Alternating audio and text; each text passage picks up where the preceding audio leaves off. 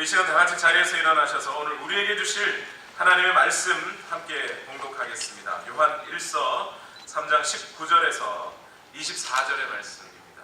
다 같이 함께 봉독하겠습니다. 시작. 이렇게 함으로써 우리는 우리가 진리에서 났음을 알게 될 것입니다.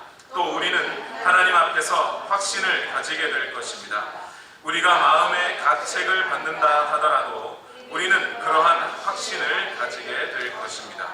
하나님은 우리 마음보다 크신 분이시고 또 모든 것을 알고 계시기 때문입니다.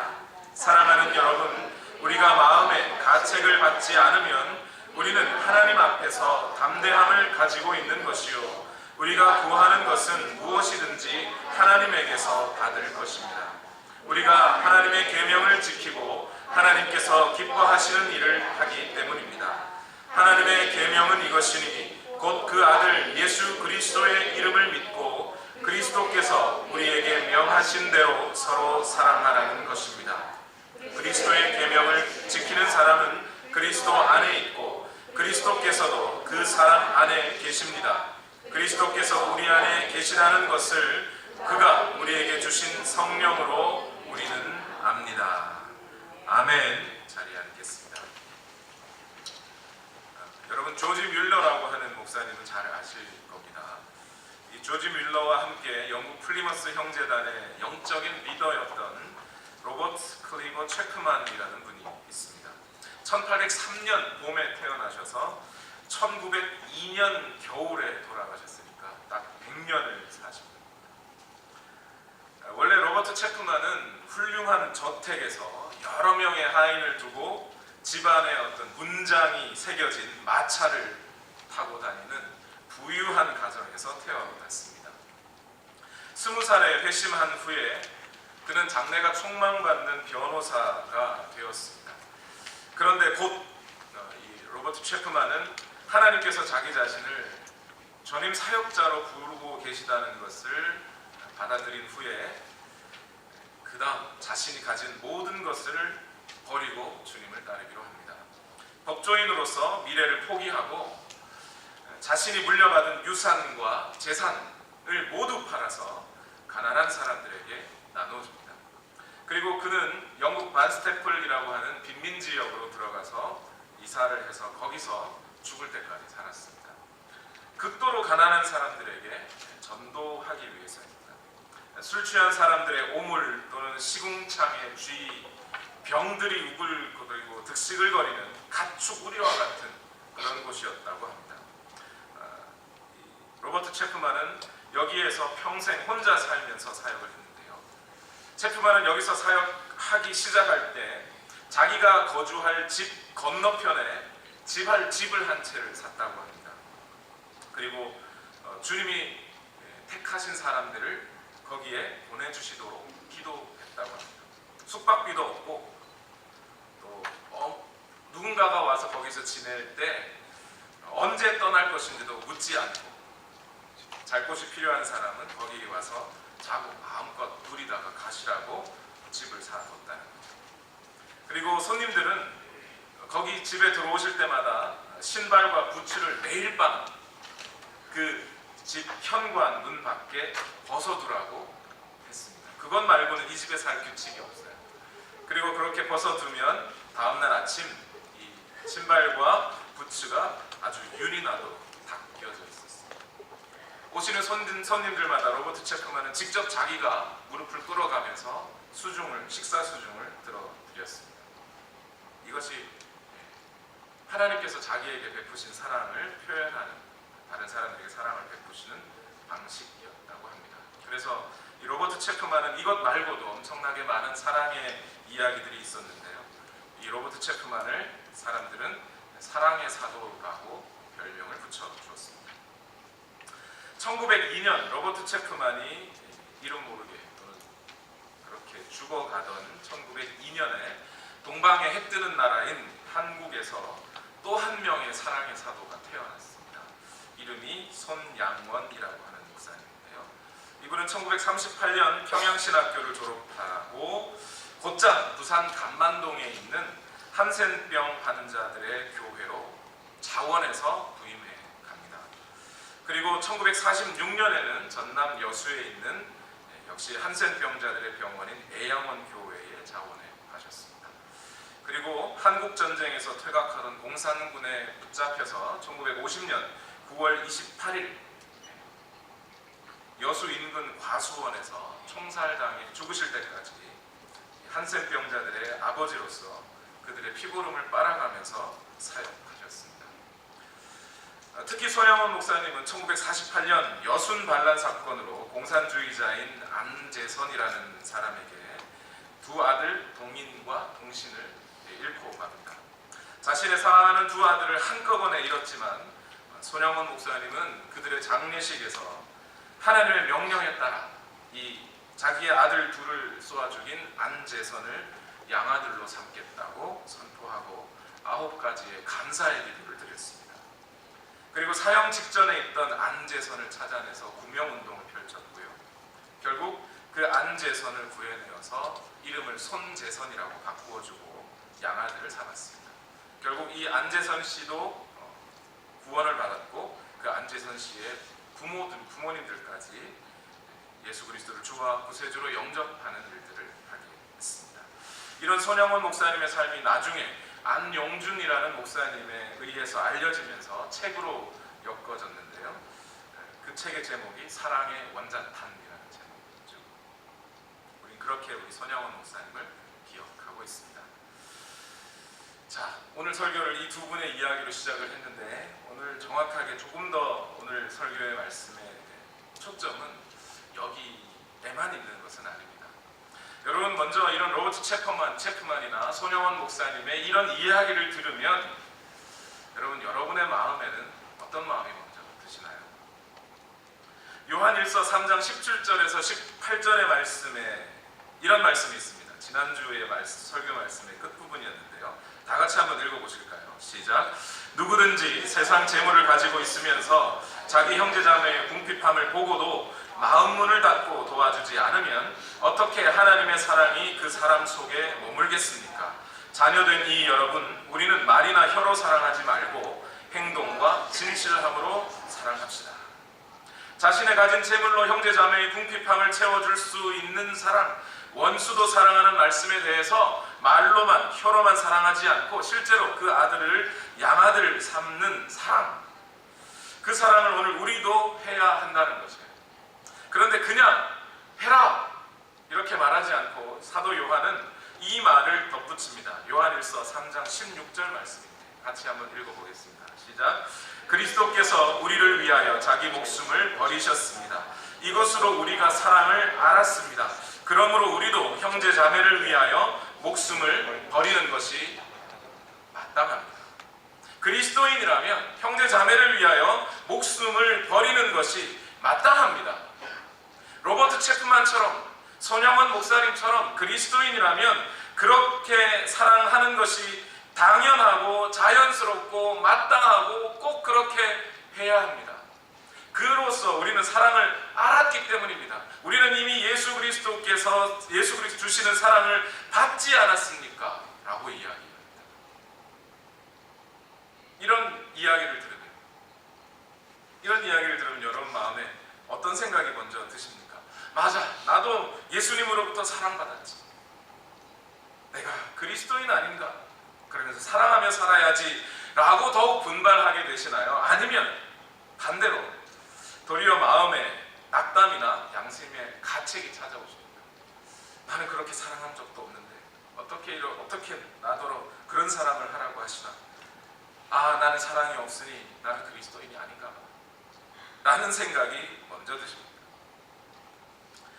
요한 사도는 오늘 우리에게 이런 말씀을 전해주시면서 비록 우리가 그 예수님의 최고치의 사랑처럼 사랑하진 못한다 하더라도 우리 앞에 놓여있는 그 신앙의 선조들처럼 로버트 체프만이나 손영원 목사님처럼 예수님 닮은 사랑을 우리가 다 살아내지는 못한다 하더라도, 그래서 오늘 우리 안에 양심의 가책이 느껴진다 하더라도, 그럼에도 불구하고 오늘 우리는 사랑하며 살아야 할 이유가 있다고 이야기합니다.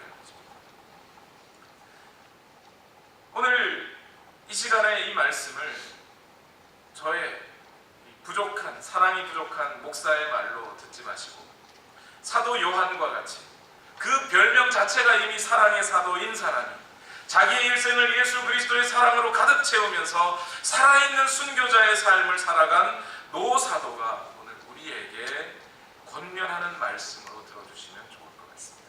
오늘 우리가 우리의 연약함을 발견하고 우리의 양심의 가책을 느껴가면서도 그럼에도 불구하고 여전히 사랑하며 살아가야 할 이유가 있습니다. 첫 번째는 뭐냐면 오늘 그렇게 우리가 사랑하게 되면 어떤 일이 생기냐면 오늘 우리 안에 우리가 구원받은 하나님의 자녀라는 확신이 생기게 된다. 오늘 요한일서 3장 19절과 20절 말씀을 다 같이 한번 읽어보겠습니다. 시작. 이렇게 함으로써 우리는 우리가 진리에서 났음을 알게 될 것입니다. 또 우리는 하나님 앞에서 확신을 가지게 될 것입니다. 우리가 마음에 가책을 받는다 하더라도 우리는 그러한 확신을 가지게 될 것입니다. 하나님은 우리 마음보다 크신 분이시고 또 모든 것을 알고 계시기 때문입니다. 요한일서 3장 19절은 이렇게 시작합니다. 이렇게 함으로써 우리는 우리가 진리에서 났음을 알게 될 것입니다. 이렇게 함으로써 by this, 이렇게 함으로써, 헬라어로는 엔투토 이렇게 말합니다. 이렇게 함으로써, 이렇게 한다는 게 뭔가요? 바로 앞에 있었던 말씀이죠. 바로 앞에 있었던 말씀 우리가 읽었습니다. 17절과 18절의 말씀. 형제의 궁핍함을 보고 우리의 재산을 아끼지 않고 나누자. 그리고 하나님께서 우리에게 그 사랑의 씨를 심어 놓으신 것을 발견하자는 것. 말로만 하지 말고 행함과 진실함으로 사랑하자. 그러면 그렇게 함으로써 우리는 알게 된다는 거예요. 그렇게 함으로써 우리는 알게 됩니다. 무엇을요? 우리가 하나님 안에 있다는 것을 알게 됩니다. 요한일서 3장 24절에도 이 문단의 끝부분인 24절에도 그는 이렇게 말합니다. 그리스도께서 우리 안에 계시다는 것을 그가 우리에게 주신 성령으로 우리는 압니다. 브레킷을 만들고 있어요. 요한. 이렇게 알게 되었습니다. 강조하고 있죠. 우리는 이 요한이 말하는 방식을 분명하게 다시 한번 확인해야 됩니다. 오늘 우리가 다 하나님의 자녀임을 확인하고 맞아 나는 사랑해야 돼. 사랑의 마음이 풍성히 넘쳐나니까 그래서 나는 사랑하고야 말 거야. 이렇게 해서 사랑하는 게 아니고요. 요한은 이렇게 말합니다. 사랑하면 알게 될 것이다. 비록 지금 확신이 좀 부족해도 비록 지금 양심의 가책이 좀 느껴져도 비록 지금 우리 마음에 나 같은 사람이 어찌 예수님처럼 사랑할 수가 있어? 라는 생각이 든다고 할지라도 우리가 그 예수님의 사랑의 의미를 다 깨달아 알지는 못할지라도 그러나 사랑하면 알게 된다는 거예요.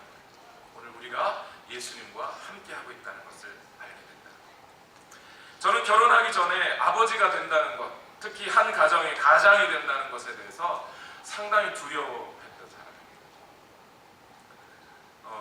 아내랑 결혼하는 거 7년 동안 데이트를 했거든요.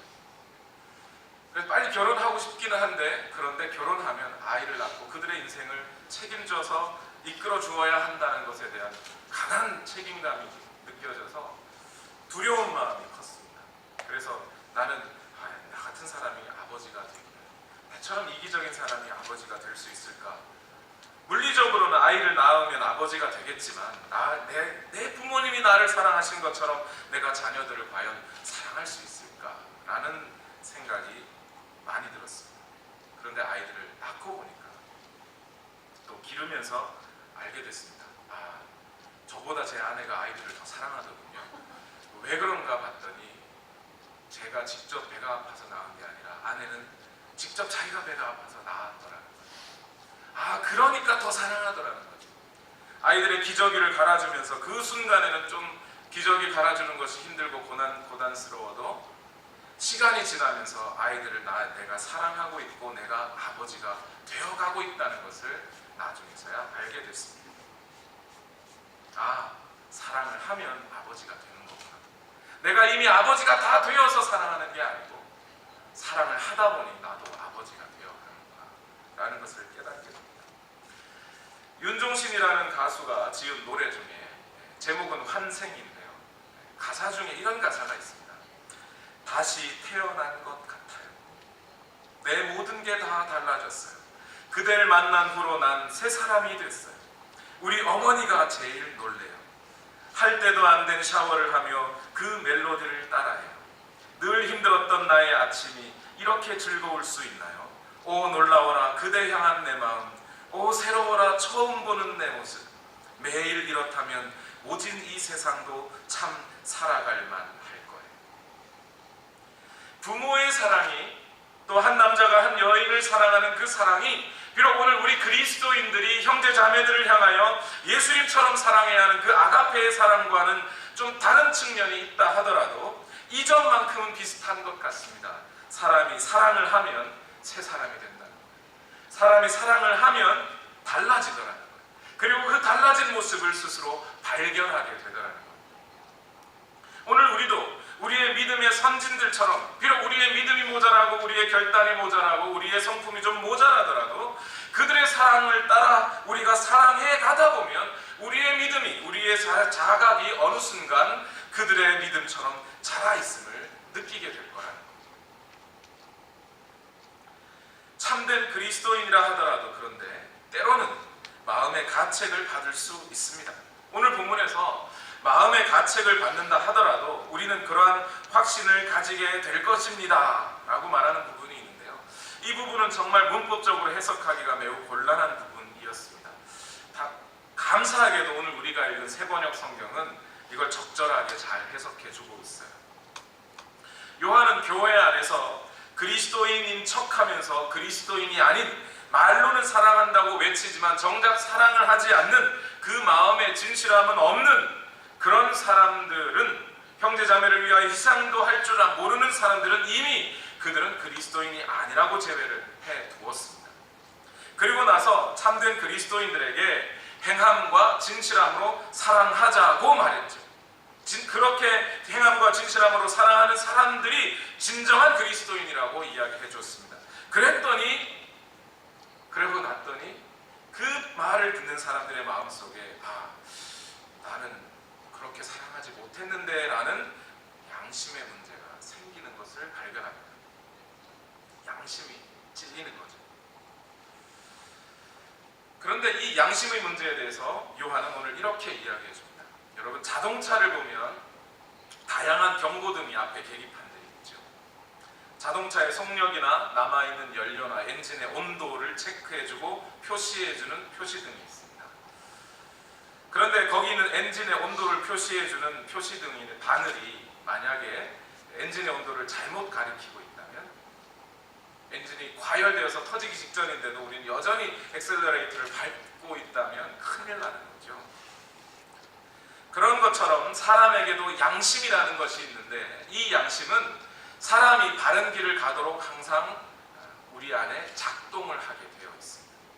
그것을 하나님께서는 모든 사람들에게, 하나님이 이 천지를 창조하시고 인간을 만드실 때 각 사람들에게 심어 넣어주신 양심이라는 것입니다. 그런데 이 양심은 어느 순간에 그 바늘이 정확한 게이지를 가르쳐주지 못하게 되어 있습니다. 아담이 타락한 이후로 사람의 양심은 뭔가 삐뚤어지기 시작했어요. 바르게 표시해주지 못하는 겁니다. 예를 들면 어떤 거죠? 도둑들이 물건을 훔쳐놓고 자기들끼리 물건을 나눌 때 뭐라고 어떻게 나누자고요? 야, 양심적으로 나눠. 뭐죠 이게? 뭔가 삐뚤어져 있다는 거예요. 죄를 지으면 지을수록 그 양심이 무뎌져서 이것이 죄라는 가책을 마음에 두지 못합니다. 또 사랑을 하지 않으면 하지 않을수록 자기가 사랑하지 않은 것에 대해서 표시해줘야 되는데 표시등이 꺼져버렸어요. 고장이 나버렸어요. 예수님께서 인간을 위하여 대신 죽어주시고 우리 인격에 새로운 인격을 불어 넣어주셨습니다. 그래서 우리의 양심도 제자리로 돌아오기 시작했어요. 그게 그리스도인들에게 주어진 변화입니다. 그런데 여러분, 제가 어릴 적에 한번 그런 분을 봤습니다. 귀가 먹어서 아무것도 들리지 않는 분이셨는데 이분이 교회에서 예배를 드리고 집회를 참여하면서 정말 귀가 열렸어요. 귀가 들리기 시작했습니다. 하나님의 은혜죠. 그런데 이분의 첫 번째 반응은 뭐였을까요? 야, 오 놀라워라, 세상이 이렇게 아름다운 소리가, 이랬을까요? 이분이 귀가 열리는 순간 귀를 도리어 막기 시작하였어요. 너무 시끄러운 거예요. 그동안 자기가 듣지 못했던 소리들이 막 들리기 시작하니까 도리어 귀가 너무 이렇게 과도하게 많은 소리를 듣게 되면서 자기가 들어야 할 소리를 듣기가 어려워집니다. 시간이 지나면서 도리어 좀 정상적이 되었습니다. 우리의 양심이 어떠할까요? 우리의 양심도 과거에 죄인이었던 양심일 때는 무뎌져서 아무것도 표시해줄지 못할 정도의 죄된 양심을 가졌습니다. 그런데 예수 그리스도 앞에 나와 무릎 꿇고 그 피가 내 죄를 씻었다는 것을 고백하고 나는 더 이상 죄인으로서 어떻게 하나님 앞에 나아갈 수 있을까요? 예수 그리스도께서 나를 위하여 죽어주셨다는 사실을 믿고 하나님 앞에 나아가는 새로운 인격을 지닌 우리는 이제 양심이 어떻게 됐어요? 반대로 너무 과도하게 민감해져 버렸어요. 그래서 너무 작은 것 하나까지도 하나님 앞에 자꾸 죄스럽기만 하는 그런 양심이 되어버린지도 모르겠습니다. 그럴 때 오늘 요한은 이렇게 말합니다. 너무 양심의 가책을 받지 말라. 하나님께서 이미 너희의 마음을 알고 계시고 하나님께서 모든 것을 주관하고 계시니 걱정하지 말고 그 가책을 뿌리치고 선한 양심을 그대로 더 하나님 앞에 사랑하며 나아가는 것. 시편 103편 13절과 14절 말씀에 부모가 자식을 가엾게 여기듯이 주님께서는 주님을 두려워하는 사람을 가엾게 여기시노라. 주님께서는 우리가 어떻게 창조되었음을 알고 계시기 때문이며 우리가 한갓 티끌임을 알고 계시기 때문이다 라고 말씀하십니다. 하나님은 이미 그리스도 안에 있는 마음, 즉 생명의 속함으로 말미암아 형제 자매를 사랑하기 원하는 마음, 행함과 진실함으로 살기 원하는 마음이 있음을 아시고 우리의 연약함도 우리의 한계도 다 알고 계십니다. 그래서 우리를 불쌍히 여기십니다. 우리의 양심은 우리를 가끔씩 책망하기도 하지만 도리어 우리의 마음을 든든하고 굳세게 하나님께서 해주실 것입니다.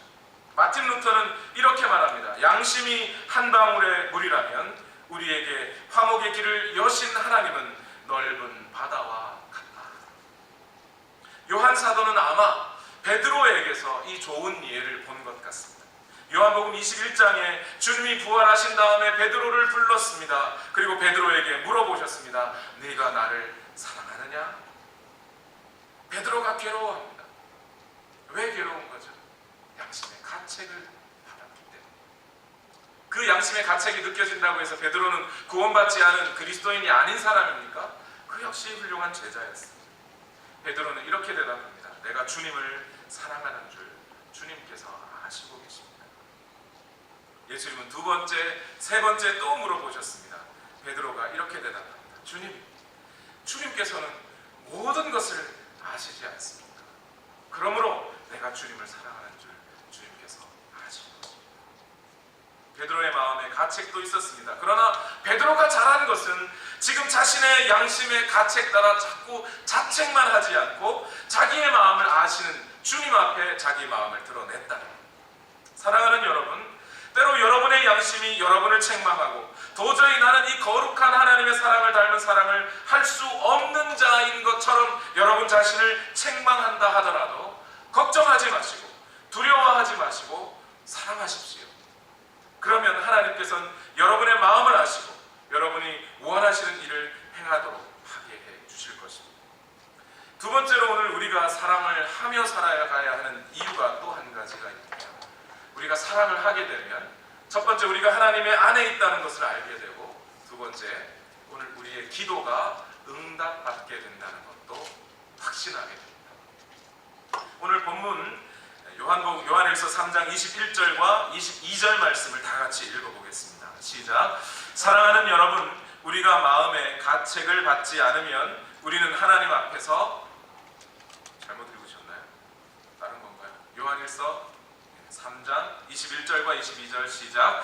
사랑하는 여러분, 우리가 마음에 가책을 받지 않으면 우리는 하나님 앞에서 담대함을 가지고 있는 것이요 우리가 구하는 것은 무엇이든지 하나님에게서 받을 것입니다. 우리가 하나님의 계명을 지키고 하나님께서 기뻐하시는 일을 하기 때문입니다. 그리스도인에게 있어서 양심의 가책을 받을 일이 사랑 말고 또 한 가지가 있는데 기도라는 거지. 기도와 관련해서는 양심의 가책을 받는 경우가 많다는 거죠. 예를 들면 어떤 거죠? 부부싸움을 막 한 다음 그날 기도하려고 하면 여러분 기도가 되시나요? 나 같은 사람이 어떻게 기도를 해? 뭐 이러면서 안 돼요. 힘들어요. 왜 그럴까요? 기도라는 것은 단순히 내가 원하는 것을 하나님께 달라고 떼를 쓰는 게 기도가 아니거든요. 만약 그것이 떼 쓰는 것이 기도라면 그냥 그렇게 양심의 가책을 굳이 받지 않고 그냥 떼를 쓰면 될 겁니다. 그런데 기도는 다른 종교들에서 말하는 명상이나 수양 같은 것이 결코 아닙니다. 우리의 기분을 전환시켜주는 심리치료 같은 것도 아니에요. 기도는 오늘 우리가 전 인격을 가지고 하나님 앞에 나아가 하나님과 직접 대면하는 것입니다. 그게 기도예요. 마틴 로이드 존스 목사님은 기도라는 것에 대해서 이렇게 말합니다. 기도는 한 특별한 청취자를 갖는 것이며 즉각적으로 그리고 직접적으로 주님 앞에 나아가는 것입니다. 기도는 최소한 하나님과 대면하고 있는 동안 우리로 하여금 그 안에서 다른 모든 것을 배제하고 다른 모든 것에 등을 돌릴 수 있도록 만드는 것이 기도입니다. 다른 거 다 잊어버리고 우리의 잡된 생각들 다 뒤로 하고 하나님 앞에 나아가는 것이 기도예요. 그러다 보니까 우리는 때로 기도라는 것을 하려고 할 때 양심의 가책을 느끼게 되기도 합니다. 또 우리가 하나님 앞에 기도로 나아갈 때는 반드시 필요한 것이 또 한 가지가 있습니다. 우리의 모든 것을 다 뒤로 하고 나아가야 하는데 무엇 한 가지는 들고 하나님께 나아가야 됩니다. 그게 뭐냐면 예수님의 이름이라는 거예요. 예수님의 이름이라는 것을 들고 나가야 합니다.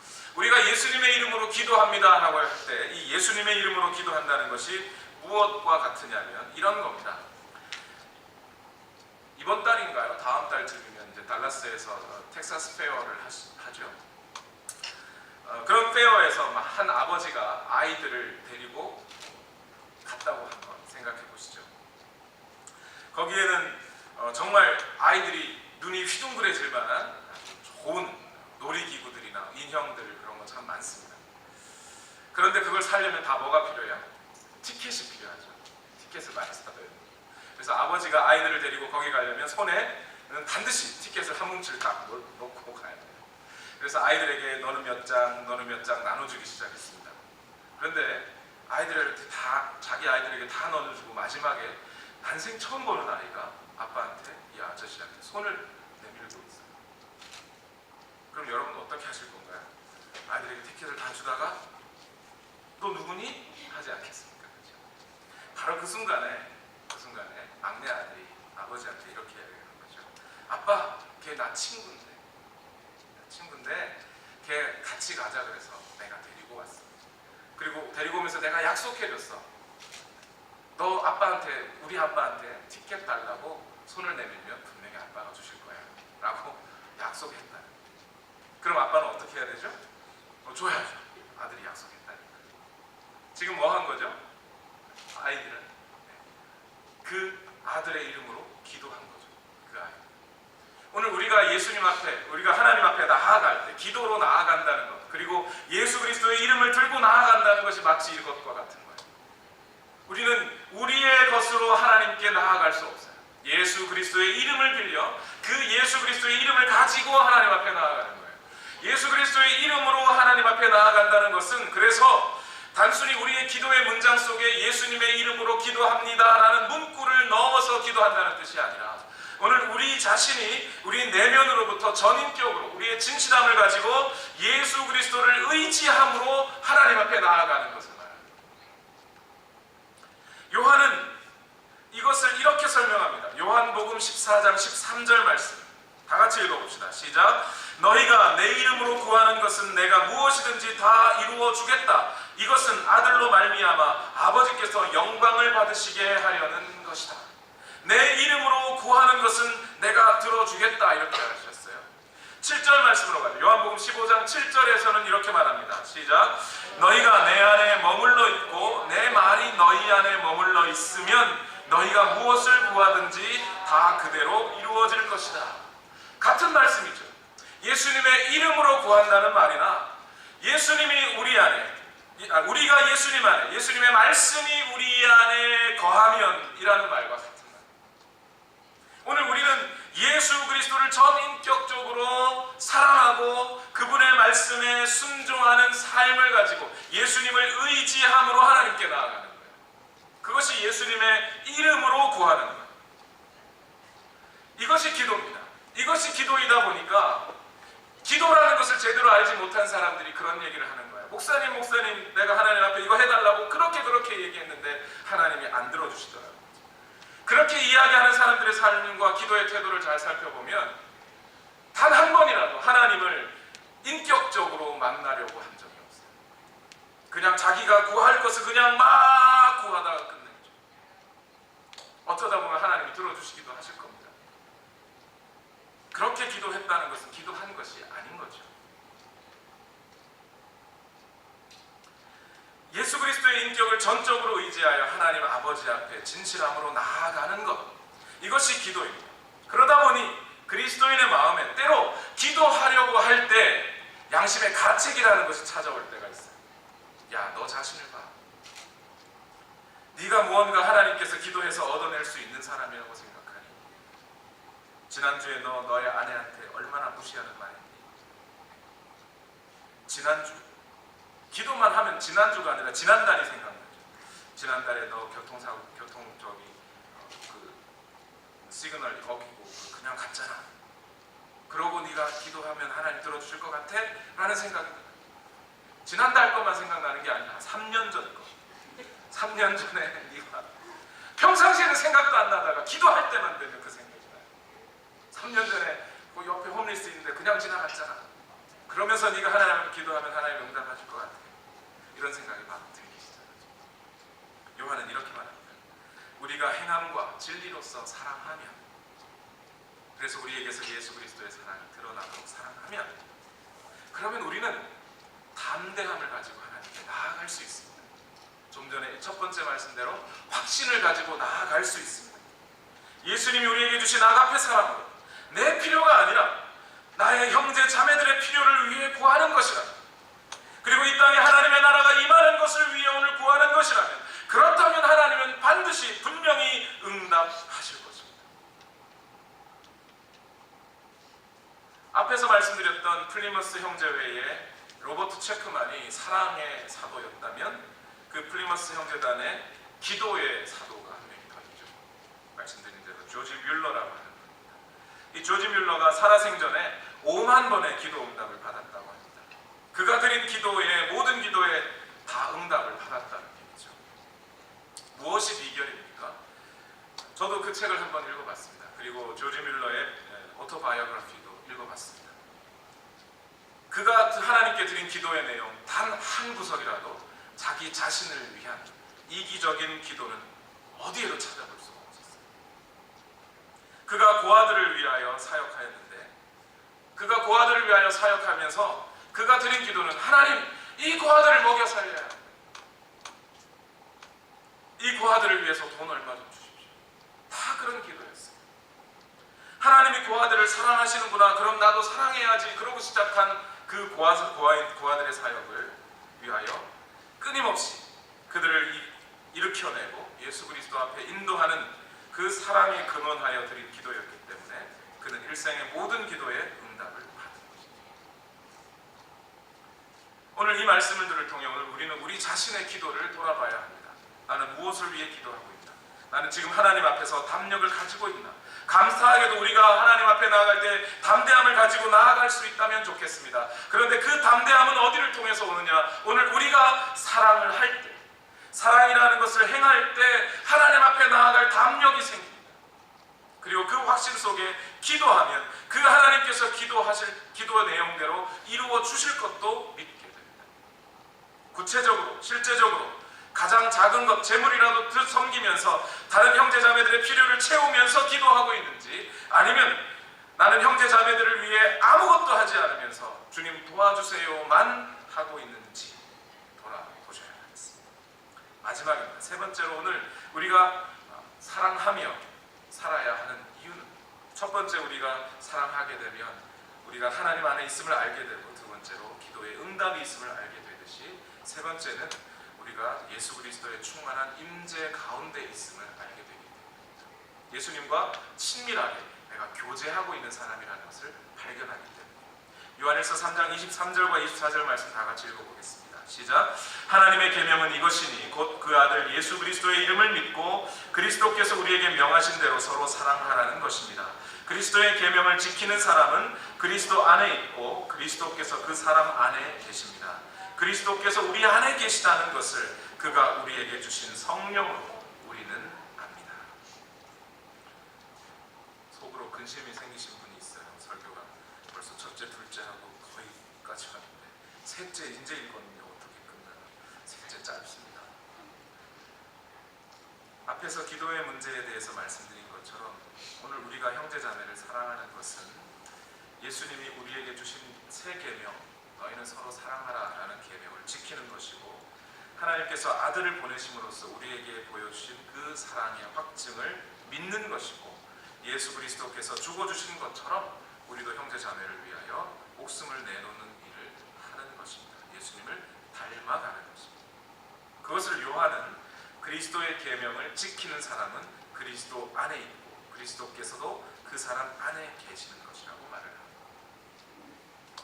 저는 이 구절을 읽으면서 사도 요한의 당시의 마음이 강하게 느껴져서 너무 깊은 감동이 됐습니다. 이 요한은 원래 어떤 사람이었습니까? 갈릴리 어부였습니다. 우레의 아들이라고 불릴 만큼 다혈질적인 사람이었습니다. 그런데 그런 사람을 불러서 예수님은 끝까지 사랑해 주시고 구원을 베풀어 주셨습니다.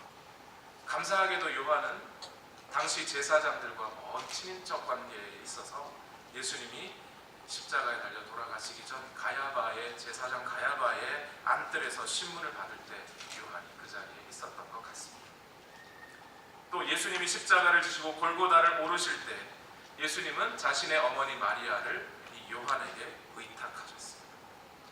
요한은 이제 자기를 사랑해 주신 그 예수님을 향하여 자기도 사랑을 드리고 싶은데 자기가 할 수 있는 것은 예수님이 부탁해 주신 어머니 마리아를 모시고 사는 겁니다.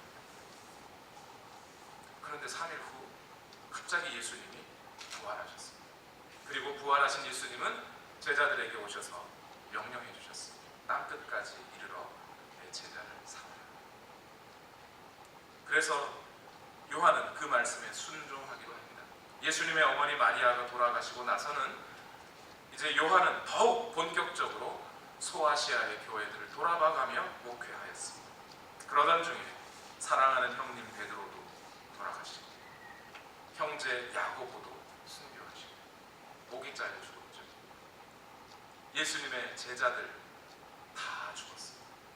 자기 혼자 남았습니다. 자기 자신은 뭔가 예수님을 다 사랑하지 못한 것 같아요. 나는 왜 저들처럼 죽지 못했을까? 이 나이 듣도록 나 혼자 이렇게 살아남아서 난 이게 뭐하고 있는 것인가 하는 그런 마음도 있었던 것 같습니다. 그런데 그 순간 주의 성령께서 그 요한의 마음에 담력을 주십니다. 걱정하지 마라. 네가 사랑하는 것, 네가 예수님을 사랑하는 것 하나님도 다 알고 계셔. 너는 살아있는 순교자가 아니야.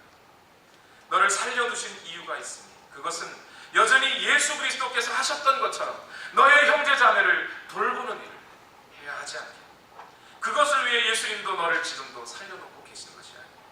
서로 돌아보아 형제들을 굳세게 하라는 예수 그리스도의 부탁을 지금도 해주면 안 되겠니? 그 부탁을 요한은 성령의 음성으로 듣습니다.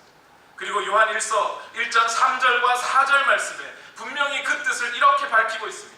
우리가 보고 들은 바를 여러분에게도 선포합니다. 우리는 여러분도 우리와 서로 사귐을 가지기를 바라는 것입니다. 우리의 사귐은 아버지와 또 그의 아들 예수 그리스도와 함께하는 사귐입니다. 우리가 이 글을 쓰는 것은 우리 서로의 기쁨이 차고 넘치게 하려는 것입니다. 세상이 할 수 없는 사랑, 이 아가페의 사랑을 요한이 오늘 우리에게 말씀을 통해 전해주고 있는 거예요.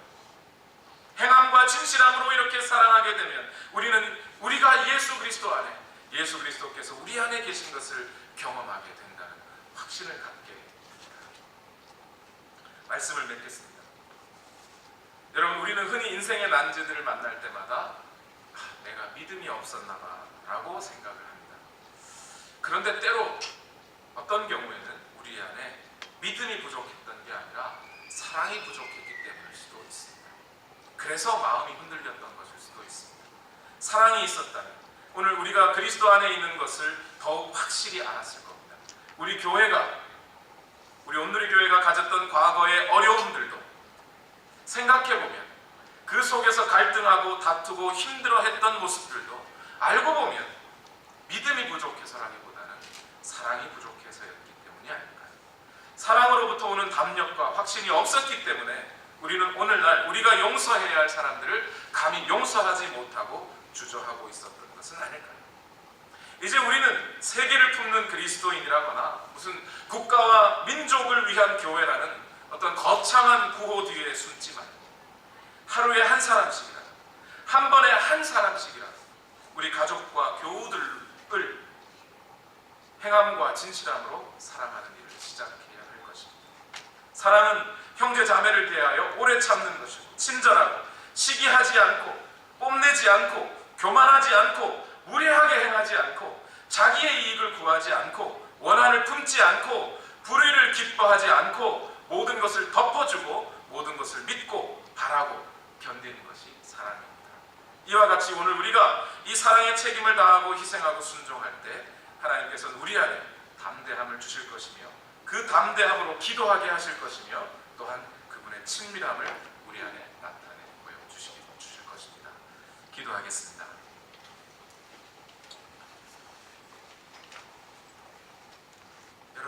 여러분 안에 이 사랑과 담대함이 있기를 바랍니다. 이 사랑 속에서 살아가시기를 바랍니다. 이 사랑 속에서 확신을 가지시기를 바랍니다. 비록 내가 부족하고 양심의 간책이 있어도 이 사랑을 끝까지 현지하시기 바랍니다. 오늘 이 시간 함께 기도하실 때 주님, 우리 안에 이 사랑을 허락해 주옵소서. 사랑하며 살게 하옵소서. 다 같이 기도하시겠습니다. 살아계신 아버지 하나님, 오늘도 우리 가운데 역사하시는 하나님께 감사와 찬송을 올려드립니다. 주님 인도하여 주시고 우리의 모든 삶을 조장하시옵소서.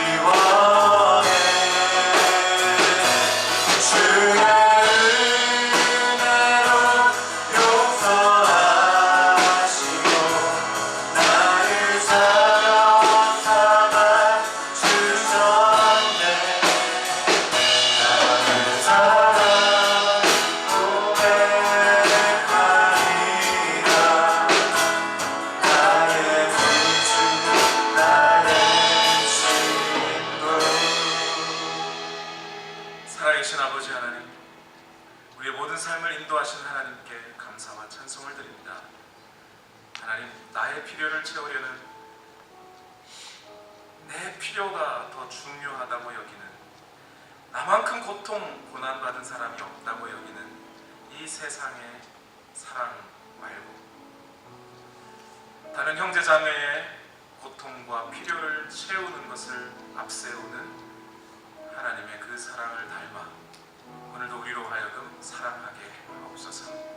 그렇게 사랑할 때 오늘 우리가 하나님 안에 있는 것과 우리의 기도가 응답받을 것과 또한 예수 그리스도께서 우리 안에 역사하고 계심을 알게 될 것입니다.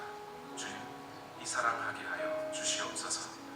이제는 우리 구주 예수 그리스도의 무한하신 은혜와 하나님 아버지의 만극하신 사랑과 성령님의 교통하심이 이 사랑하며 살아가기를 원하는 우리 모든 성도들의 삶 위에 지금부터 영원토록 함께 하옵시기를 예수님의 이름으로 축원하옵나이다. 아멘.